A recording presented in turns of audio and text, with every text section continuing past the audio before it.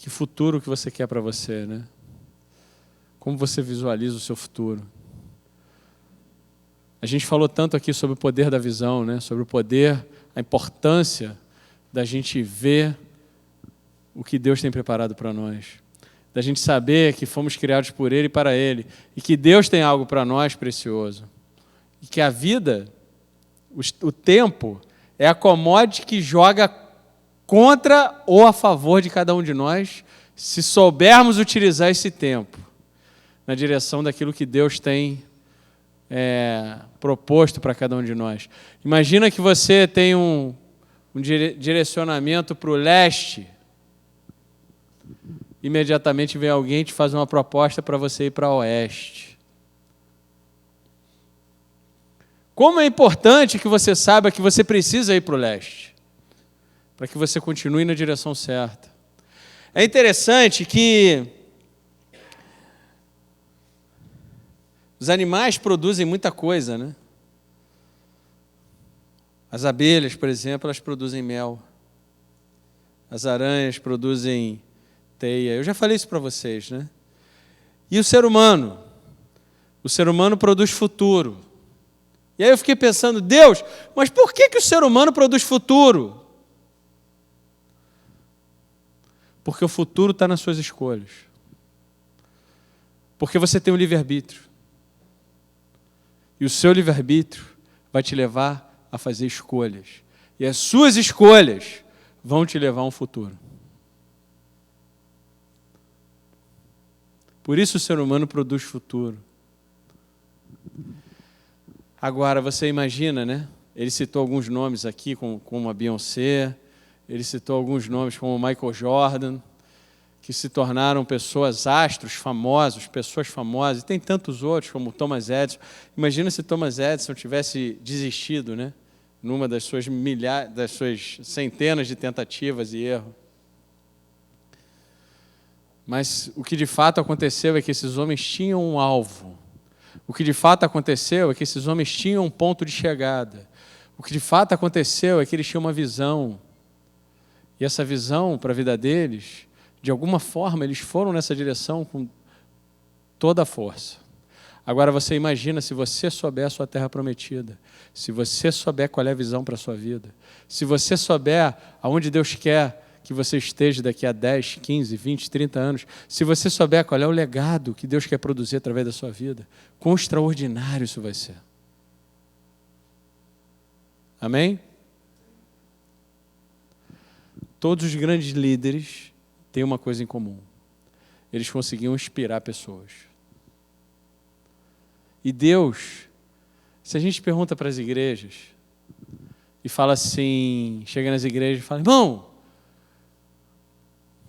o que você deseja fazer? Né? Qual o seu sonho? Muitos não vão saber. Outros talvez vão falar para você, viver em paz. E alguns vão falar para você assim, a gente quer mudar o mundo.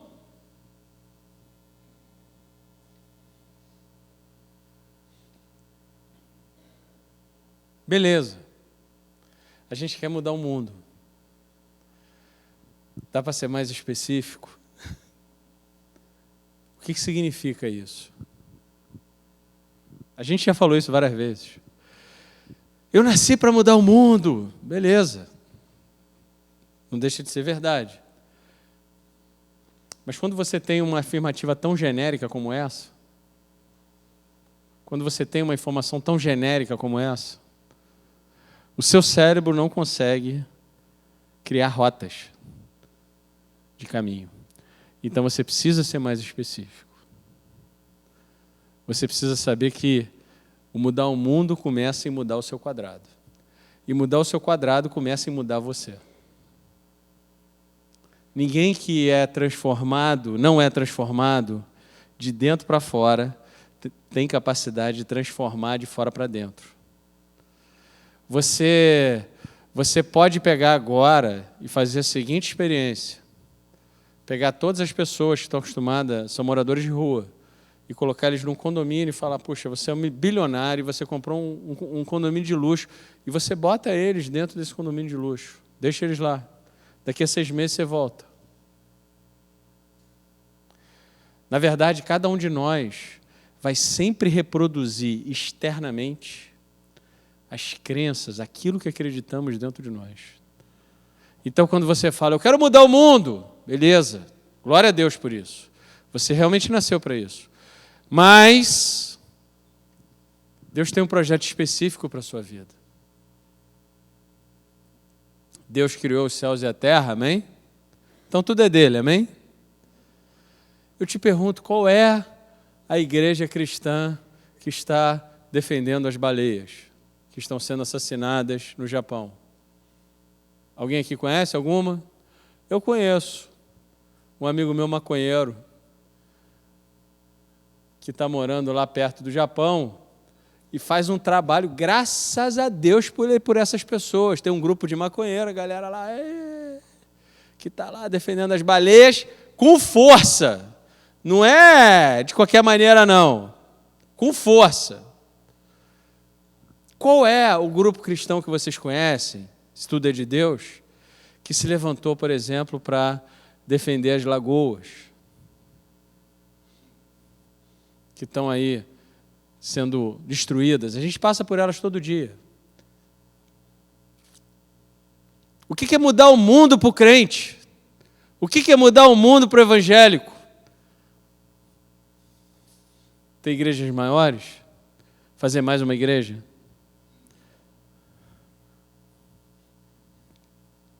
Tem tanta coisa para a gente aprender com o Senhor, irmãos. O que você foi chamado para fazer? Às vezes a gente fica pensando que o nosso chamado não é importante. Porque a gente fica pensando, eu sinto que eu fui chamado para despoluir as lagoas, mas, puxa, isso não é importante. Não?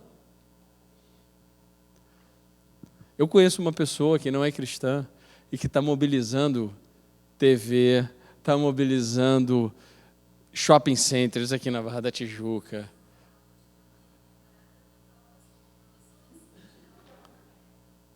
Legal. Esse é um recado diferente. Então, essa pessoa se levantou porque ela tem uma visão. Qual é a visão? A visão dela não é de uma lagoa podre. A visão dela é: essa lagoa deveria estar limpa. Ela consegue enxergar essa lagoa limpa. E ela luta por isso. E a gente pensa, puxa, e eu sei, eles fazem uma série de trabalhos de limpeza das lagoas, e esses dias eu vi lá um comentário, né, que diz assim, poxa, cada vez que a gente vem aqui, parece que a gente nem veio. Porque sempre tem uma tonelagem, né, de sujeira enorme, porque as pessoas continuam lançando. E aí o que você pode pensar? Eles vão desistir. Meu irmão, mas ela tem uma visão. A pessoa que fez o comentário pode desistir, mas ela não vai desistir. Porque ela tem uma visão. Mas ela não é cristã.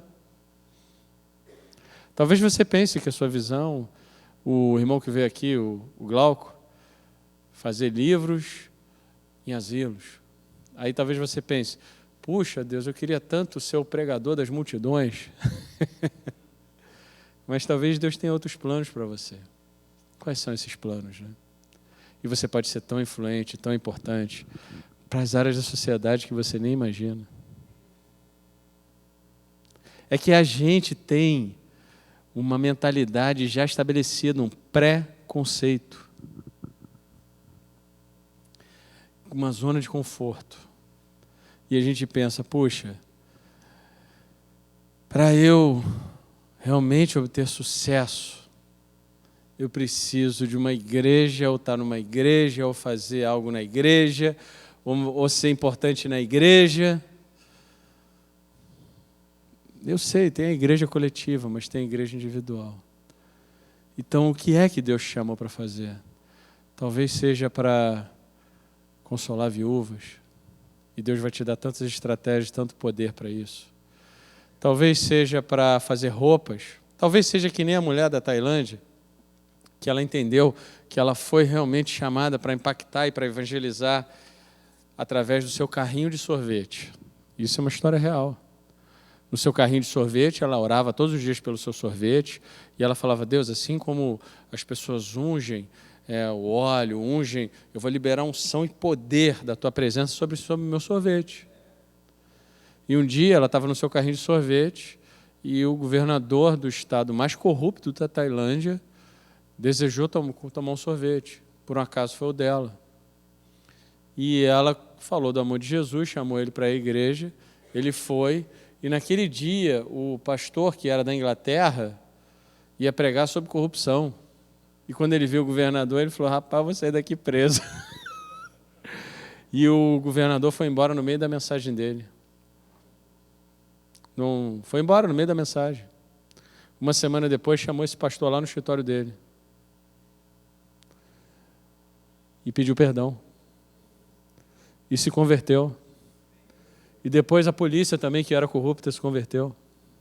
E aquele estado, que era o estado mais corrupto da Tailândia, se tornou um estado dos mais honestos da Tailândia, por causa de uma mulher que entendeu quem era, entendeu o que podia fazer, o seu chamado.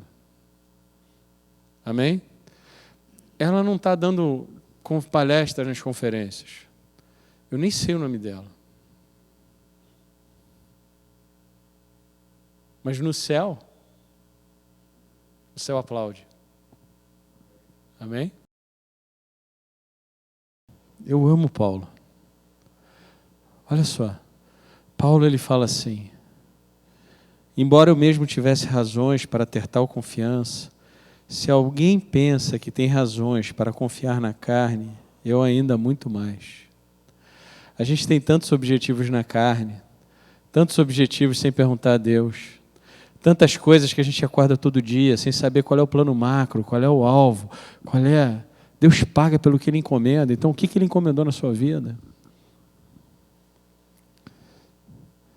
Versículo 5, Filipenses 3, versículo 5 em diante, diz assim: circuncidado no 8º dia de vida, pertencente ao povo de Israel, à tribo de Benjamim, verdadeiro hebreu quanto à lei, fariseu, quanto ao zelo perseguidor da igreja, quanto à justiça que há na lei, irrepreensível, mas o que para mim era lucro, passei a considerar perda por causa de Cristo. Então, Paulo, como cada um de nós aqui, foi ensinado a ir numa direção. Foi ensinado com uma série de crenças e valores que nos dão um alvo, que nos fazem acordar todos os dias e ir numa direção. Mas por causa de Cristo, por causa da unção, por causa do poder de Deus, por causa do amor de Deus, por causa do encontro que ele teve com o Senhor, face a face, ele considerou todas essas coisas por perda. Ele era o cara, o Paulo, ele não tinha problema de autoestima não, irmão. Ele falava: sou eu mesmo, eu sou capaz, sou eu, o fariseu, eu fui treinado para isso. Eu sou o perseguidor. Deixa comigo, deixa que eu faço, eu sou o cara mesmo, deixa que eu faço. E estava convicto em direção ao futuro. Quando de repente, ele cai do cavalo, literalmente. E ali ele tem um encontro com o Senhor. E por causa desse encontro, ele considerou todas essas coisas por perda. O que você ainda está guardando, o que você está carregando, que você tem que jogar fora? Quais são as mágoas que você tem que deixar no passado, que estão te ancorando, impedindo você de avançar? Você acha que você vive o futuro no passado? Você acha que você faz em direção para o futuro olhando de costas? Quais são as pessoas que você precisa perdoar? Perdoa, irmão, vá lá e perdoa, assunto encerrado. Anda para frente. Quais são as mágoas que você recebeu, que você precisa deixar para trás? As injustiças.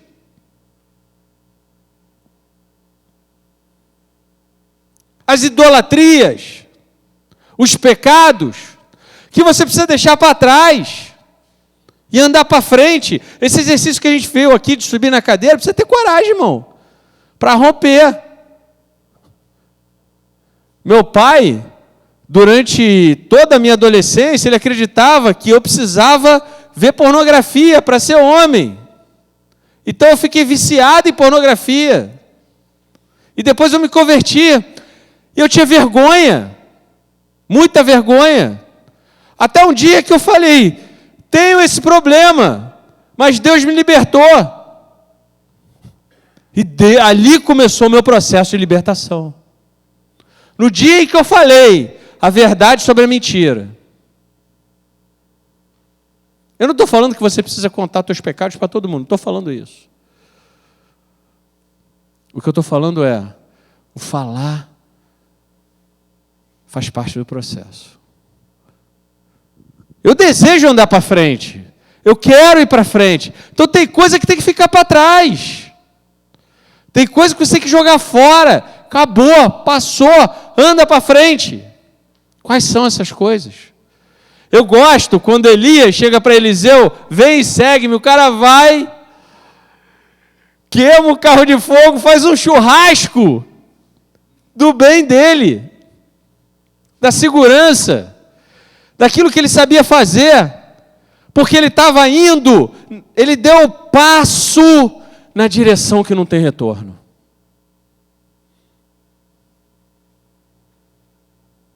Que passo você precisa dar na direção que não tem como voltar atrás? Eu dei esse passo na direção do meu futuro. A escola sobrenatural foi algo que começou no coração de Deus.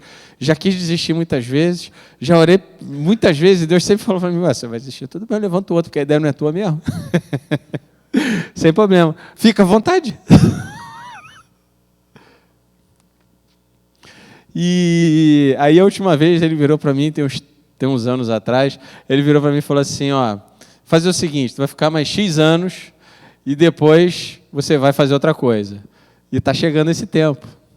Que sucessos você tem que deixar para trás, para que você possa então naquilo que Deus tem para sua frente.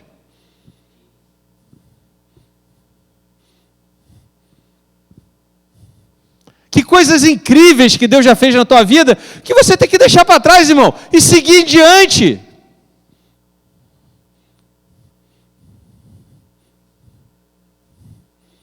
Porque quem mata os avivamentos? Não é Satanás, ele não tem esse poder. Quem mata os avivamentos são os avivamentos anteriores. O cara teve um avivamento incrível, se tornou uma voz relevante, e aí ele começa a julgar tudo que o Espírito Santo está fazendo. E daqui a pouco o Espírito Santo está fazendo algo diferente, e ele fala, não, isso aí não, isso não é de Deus. Pronto, você já está na direção de matar o avivamento seguinte.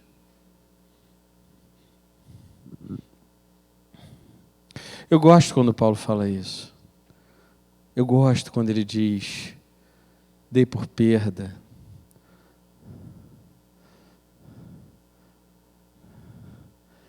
Por causa de Cristo. Não é por causa do seu ministério. Enquanto você estiver lutando pelo seu ministério, desculpa, você está lutando por nada. Enquanto você estiver, nossa, o meu ministério. Não, eu não posso fazer isso por causa do meu ministério. Eu não posso fazer aquilo por causa do meu ministério. Não, tudo bem, irmão, você tem uma responsabilidade. Eu não estou falando que você não tem uma responsabilidade, todo mundo aqui é líder. Eu não estou falando que você não tem uma responsabilidade. Você tem, mas não é por causa do seu ministério. Eu gosto quando Paulo fala, é por causa de Cristo. É porque eu quero mais de Deus. É porque Ele é a força relevante. Ele é o poder que move todas as coisas. Aí ele fala assim, mais do que isso, considero tudo como perda, comparado com a suprema grandeza do conhecimento de Cristo Jesus. Eu sempre gostei muito de estudar. Eu tive a oportunidade de fazer cursos nos Estados Unidos, tive a oportunidade de fazer cursos na Alemanha. Eu sempre gostei muito de estudar. E aí eu estava fazendo... Mas eu nunca me formei em nada, eu era autodidata. E aí eu estava fazendo MBA em marketing, sem ser formado. Eu não vou falar aqui o nome da faculdade, porque está gravando. Mas depois eu conto no pé do ouvido. E aí a diretora do curso, Ela falou, pô, mas você não é formado? Eu falei, dois cursos, um fiz pós-graduação em marketing, outro MBA. O de pós-graduação eu falei pro cara, pô, deixa eu só fazer a prova. Eu tirei segundo lugar. E aí ele deixou.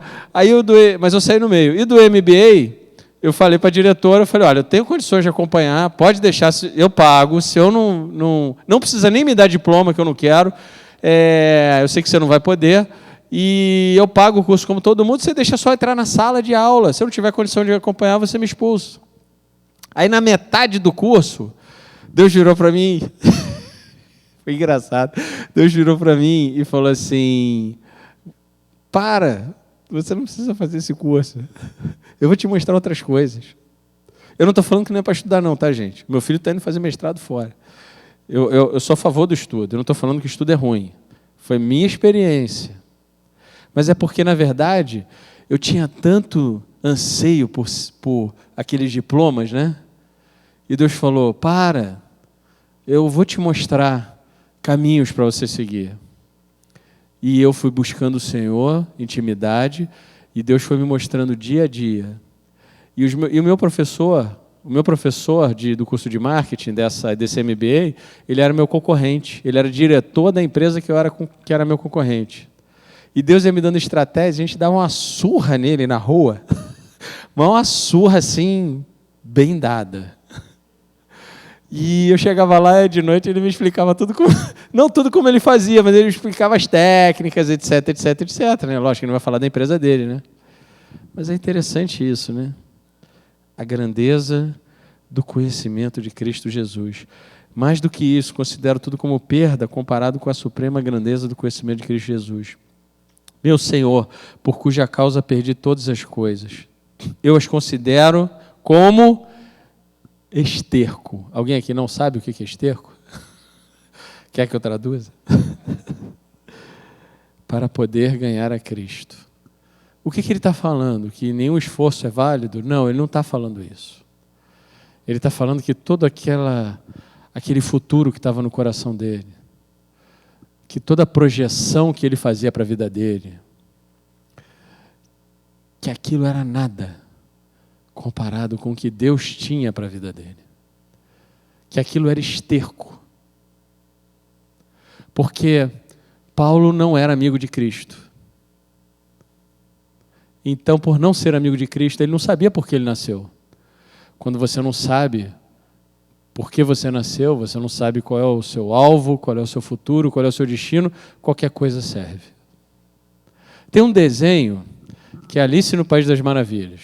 Tem um momento que eu acho que a Alice chega... Hã? Isso, eu ia falar o coelho, mas ainda bem que você falou o gato, eu já ia falar errado. A parte do gato. Ela chega na encruzilhada, não é isso? Ah lá, tá vendo? Ó, tá ligado. Para quem não vê desenho aí, vocês estão perdendo, mas tudo bem.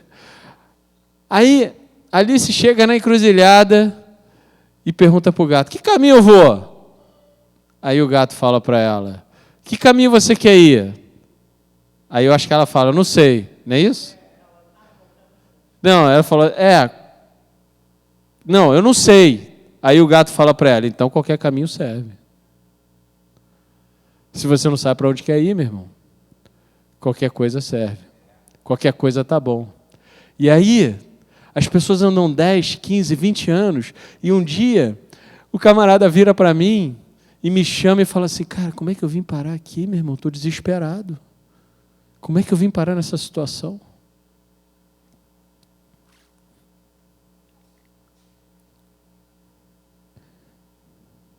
E Paulo fala no versículo 10, quero conhecer a Cristo, ao poder de sua ressurreição, a participação de seus sofrimentos, tornando-me como ele em sua morte, para de alguma forma alcançar a ressurreição dentre os mortos. Versículo 12, isso é um espetáculo. Não que eu já tenha obtido tudo isso, eu tenho sido aperfeiçoado, é um processo, mas prossigo.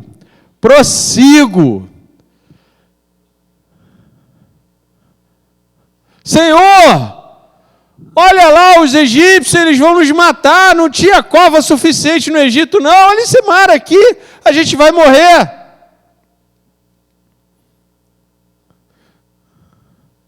Deus vira para Moisés e fala, fere as águas. vê o livramento que eu tenho para o meu povo, e diga ao meu povo que marche.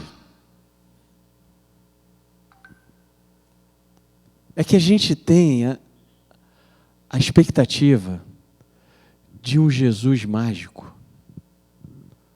A gente espera um Jesus mágico que vai vir com o pozinho dos anjos.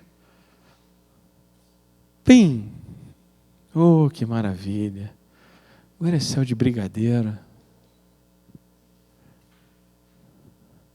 A gente espera assim um Jesus mágico, mas ele é o Messias, ele não é um mágico. Jesus é o Messias. E aí eu amo quando Paulo fala, mas prossigo. Ele está em movimento, ele está indo na direção daquilo que Deus chamou ele. Ele está em constante intimidade, constante relacionamento, ele está no processo, ele está avançando. Prossigo. Prossegue para onde, irmão? Tem coisas que você tem que deixar para trás, que ficaram para trás, que não prestam na sua vida, que te atrasam, que te limitam. E eu não estou falando aqui de igreja não, eu estou falando de crenças limitantes, coisas que te impedem de avançar. Como, por exemplo, fulano é especial, eu não consigo ouvir a Deus. Isso é mentira do diabo. Deixa isso para trás, chega. E prossegue para o alvo. Paulo tem um alvo, você tem um alvo, cada um de nós tem um alvo, tem um objetivo, tem um futuro, que precisa ser construído dia a dia, mas que está lá. No processo de hoje até o seu futuro, na terra prometida tem um monte de gigantes, tem um monte de reis que já se apossaram daquilo. Mas Deus quer entregar isso na sua mão. Se eu não me engano, Josué lutou contra 35 gigantes, 35 reis, alguma coisa assim. Quais são os reis que estão na sua terra prometida? Qual é a sua terra prometida? Qual é o seu alvo que você precisa ir em direção para? Que vai te fazer acordar todo dia e falar glória a Deus. Que você vai olhar aqueles gigantes, aqueles reis e falar, você já caiu. É meu. Sabe por que Deus fala, onde você pisar a planta dos teus pés é teu? Porque é teu. Porque Ele deseja te dar isso. Mas o que é isso? Construir mais uma igreja? Será que é a única coisa que a gente sabe fazer? Eu amo quando ele fala isso. Irmãos, não penso que eu mesmo já tenha alcançado, mas uma coisa faço, esquecendo-me das coisas que para trás ficam.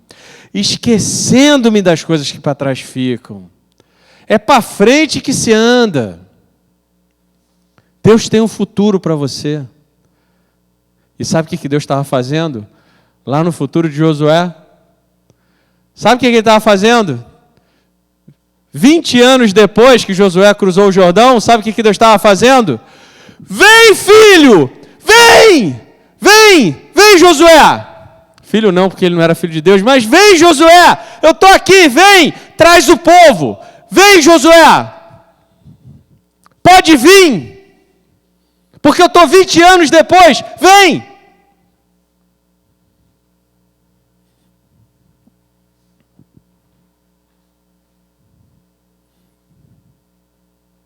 Porque o livro de Josué começa de uma forma deprimente.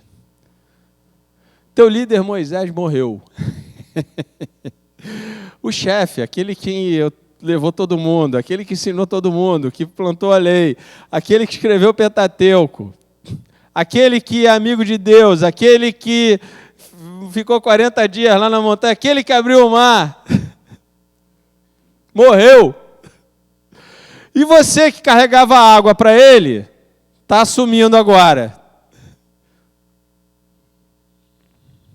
Você que era o assistente lá, que carregava os livros, o estagiário, tu assume agora, tá bom, Josué? Deus está no teu futuro, irmão. Deus está daqui a 20 anos, 30 anos. E Ele está falando para você, vem, vem, vem que eu tenho coisas incríveis na tua vida. Vem que eu tenho coisas extraordinárias para você. Vem que os seus olhos ainda não viram. Mas hoje, eu creio que muitos de vocês vão ver. Amém? A gente vai fazer alguns exercícios no final. Em nome de Jesus. Pai, eu te peço que teu Espírito Santo tenha total liberdade de nos mostrar os seus planos, Senhor, porque os seus planos são maiores do que os nossos. E que o Senhor encontre em nós corações que esteja disposto a se esquecer das coisas que para trás ficam e rumar em direção ao alvo daquilo que o Senhor tem preparado para cada um de nós. Em nome de Jesus. Amém?